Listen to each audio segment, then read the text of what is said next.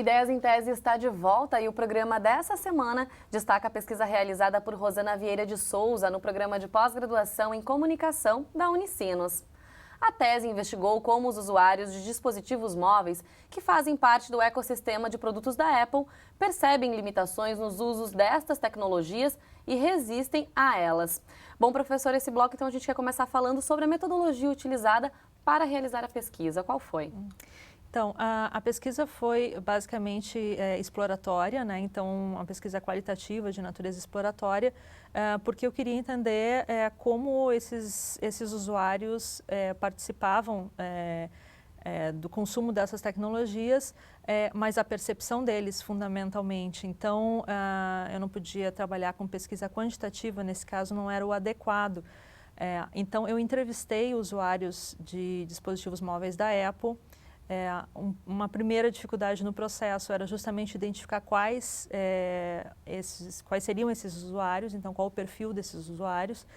E eu basicamente defini então, né, junto no processo de orientação, e aí nesse processo eu acho que a qualificação foi bastante importante, né? Esse é um momento importante da tese, não de definições, de realmente. definições, então é muito importante que a banca realmente possa contribuir, né? É o momento, né, para isso.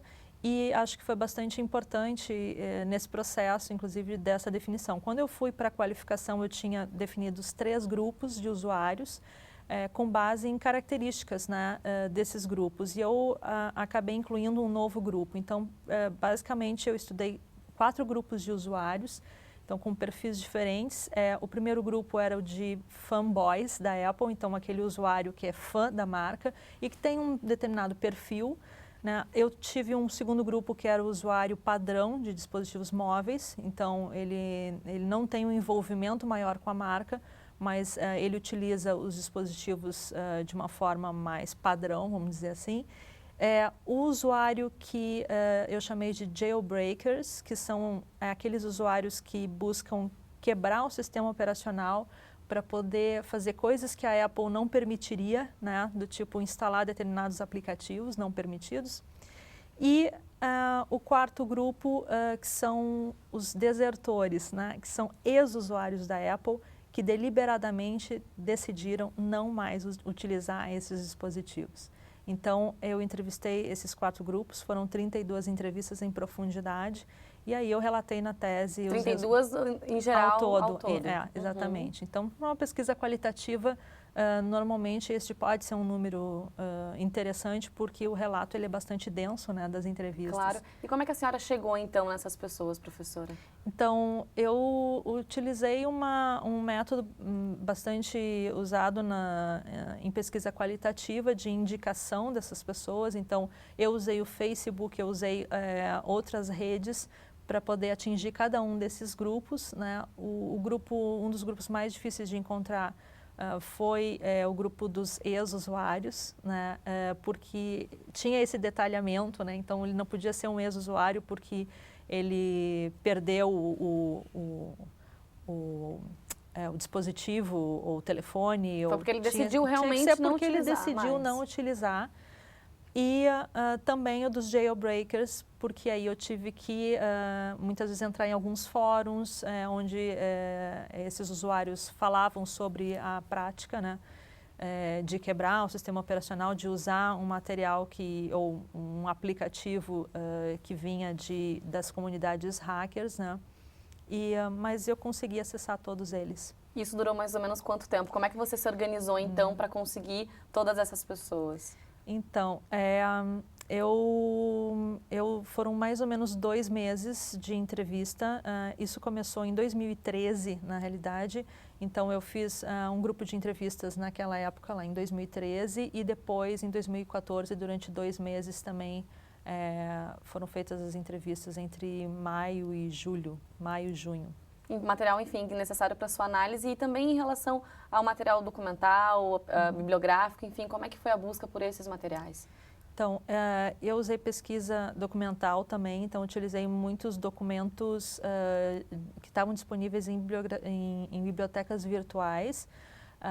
né, digitais. Então, a biblioteca da Universidade de Stanford foi bastante importante porque tem um vasto material disponível sobre a história da computação. Então, como os meus capítulos teóricos, eles acabaram abordando, de certa forma, a história da computação para poder chegar nos atuais dispositivos móveis e ecossistemas digitais. Então, eu precisei fazer esse resgate histórico. Então, isso foi bastante importante, ter acesso a esses conteúdos, né? E como é que foi também realizar essa pesquisa, sendo que a gente sabe que as tecnologias aí, a cada dia, né, já acaba defasando o outro dia. Como é que foi também correr atrás, né? Teve essa sensação realmente de estar sempre correndo atrás?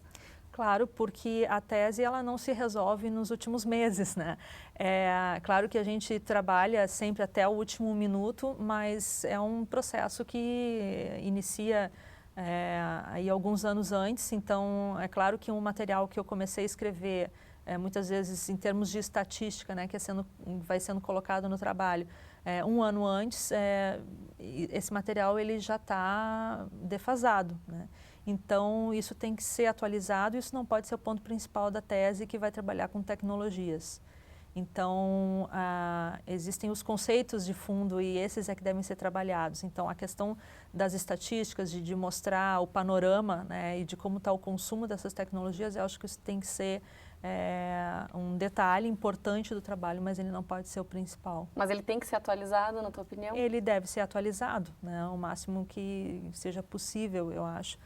Mas isso tem que ser realmente um coadjuvante aí na questão da tese, de como tu vai trabalhar os conceitos também, né? Os conceitos que eu trabalhei, a questão da resistência e da generatividade, eles independem de como essas estatísticas se apresentam. Também. Exatamente. Mas é claro que isso é um elemento importante. E, professora, também um outro ponto importante durante a pesquisa é a questão do distanciamento, né? E como não julgar essas pessoas ou como interferir de outra forma, né? A senhora também é uma usuária desses dispositivos, enfim, como é que foi para a senhora isso? Engraçado, sempre me perguntam isso e na banca também me perguntaram, né? A banca foi muito interessante porque existiam esses diferentes pesquisadores que também são usuários desses dispositivos. Então, isso acaba surgindo. Surgiu na banca e surgiu também durante o processo. Então, eles também me perguntaram, então, afinal de contas, agora, né? Onde é que tu te encaixaria nesses 4 grupos, né?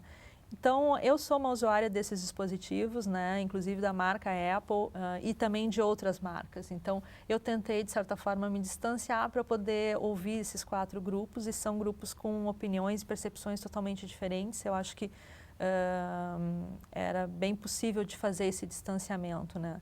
E eu acho que a curiosidade em entender realmente o que eles tinham para dizer foi mais forte nesse sentido, apesar de ser uma usuária também da Apple.